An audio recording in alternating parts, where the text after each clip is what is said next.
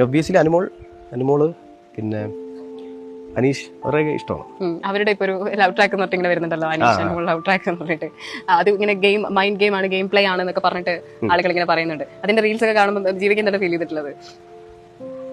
Game show ആണ്. അപ്പോൾ ചിലപ്പോൾ അവരെങ്ങനെയാണ് അതിനെ എടുക്കുന്നത് എന്നുള്ളത് എനിക്ക് അറിഞ്ഞു. ചിലപ്പോൾ അത് ഒരു ഗെയിമിന്റെ പാട്ടായിട്ട്, ചിലപ്പോൾ ഒരു മൈൻഡ് ഗെയിം ആയിട്ട് അതിനകത്ത് എന്തെങ്കിലും ഒരു കണ്ടന്റ് കൊടുക്കണം എന്നുള്ള ബേസിസിലായിരിക്കും ചിലപ്പോൾ ചില ആൾക്കാർ അത് എടുത്തിട്ടുണ്ടാവുക.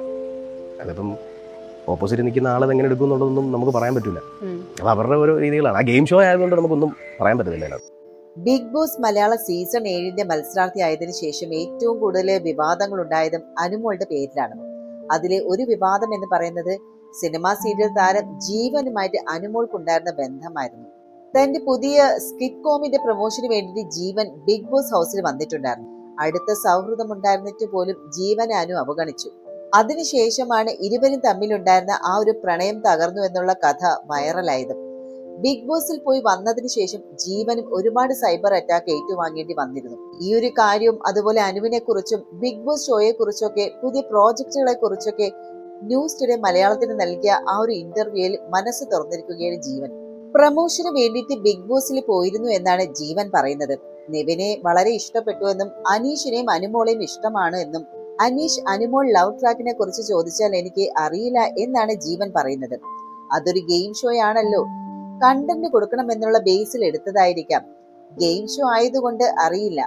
ഇതായിരുന്നു ജീവൻ അനുമോളും അനീഷിന്റെ ബന്ധത്തെ കുറിച്ച് പറഞ്ഞത്. ബിഗ് ബോസ് മലയാളം സീസൺ 7 അന്തിമഘട്ടത്തിൽ എത്തി നിൽക്കവേ എല്ലാവർക്കും ആകാംക്ഷയാണ്. ആരാകും വിജയി എന്ന് പ്രേക്ഷകർക്ക് പോലും പ്രവചിക്കാനാകുന്നില്ല എന്നാണ്. കാരണം ഈ ഒരു സീസണിൽ ആരും തന്നെ അത്രത്തോളം ജനഹൃദയങ്ങളിലൊന്നും കയറിയിട്ടില്ല. തമ്മിൽ ഭേദം എന്നുള്ള അഭിപ്രായമാണ് പല മത്സരാർത്ഥികളെ കുറിച്ചുള്ളത്. PR ഗ്രൂപ്പുകൾ അലങ്കോലമാക്കിയ ഒരു സീസൺ ആണെന്ന് വേണമെങ്കിൽ പറയാം. അതിൽ PRന്റെ പേരിൽ ഏറ്റവും കൂടുതൽ പഴി കേൾക്കുന്നത് അനുമോളാണ്. വിജയ സാധ്യതയുള്ള ഒരു മത്സരാർത്ഥിയാണ് അനുമോൾ. എന്നാൽ അനുമോളുടെ PR അനുമോളെ വിജയിപ്പിക്കാനും ഏതറ്റം വരെയും പോകാൻ മടിക്കുന്നില്ല എന്നുള്ള വിമർശനം ഇതിനോടകം വന്നിട്ടുണ്ട്. മറ്റു സീസണുകളിലും ജനപ്രിയ മത്സരാർത്ഥികൾക്കെതിരെ സംസാരിക്കുന്നവർക്കെതിരെ സൈബർ ആക്രമണം ഉണ്ടാകാറുണ്ട്. എന്നാൽ അനുമോളുടെ PRും ആരാധകരും മറ്റു മത്സരാർത്ഥികളുടെ വ്യക്തിപരമായിട്ടുള്ള കാര്യങ്ങൾ പോലും കുറ്റപ്പെടുത്താൻ സോഷ്യൽ മീഡിയയിലേക്ക് വലിച്ചിഴയ്ക്കുന്നു എന്നുള്ള ആരോപണമുണ്ട്. അനുമോളുടെ PRും ഫാൻസും നടത്തുന്ന വാദങ്ങൾ ബാലിശമാണെന്നുള്ള അഭിപ്രായവുമുണ്ട്. അനുമോൾ PRനെ ഉപയോഗിച്ച് അക്ബറിനെ നീങ്ങാൻ ഉപദേശിച്ചു എന്ന ആദിലയുടെ ആരോപണത്തിൽ അനുമോൾ ശരിക്കും കുടുങ്ങിയതാണ്. എന്നാൽ അനുമോളെ വലിയ തോതിൽ ആരാധകർ ന്യായീകരിച്ചു. പൊട്ടിക്കരഞ്ഞ അനുമോൾക്കൊപ്പമാണ് ആരാധകരും. നേരത്തെ ഇതിലും ഗുരുതരമായിട്ടുള്ള ആരോപണങ്ങൾ അനുമോൾ പലർക്കെതിരെയും ഉന്നയിച്ചിട്ടുണ്ട്.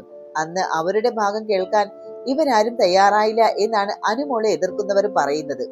എന്തായാലും PR ആരോപണം കാരണം അനുമോളുടെ എല്ലാ കാര്യങ്ങളിലും ഇപ്പോൾ പ്രേക്ഷകർക്ക് സംശയമുണ്ട്. കമന്റ് ബോക്സുകളിൽ കാണുന്നത് അനുമോളുടെ PR ആണോ യഥാർത്ഥ ഫാൻസ് ആണോ എന്നുള്ള ആശങ്കയിലാണ് പ്രേക്ഷകർ. കാരണം അത്രത്തോളം ശക്തമാണ് അനുമോളുടെ PRും. കാരണം ഏഷ്യാനെറ്റിന്റെ യൂട്യൂബ് ചാനലിൽ വരുന്ന കമന്റുകളിൽ അനുമോൾക്കാണ് കൂടുതൽ പിന്തുണ.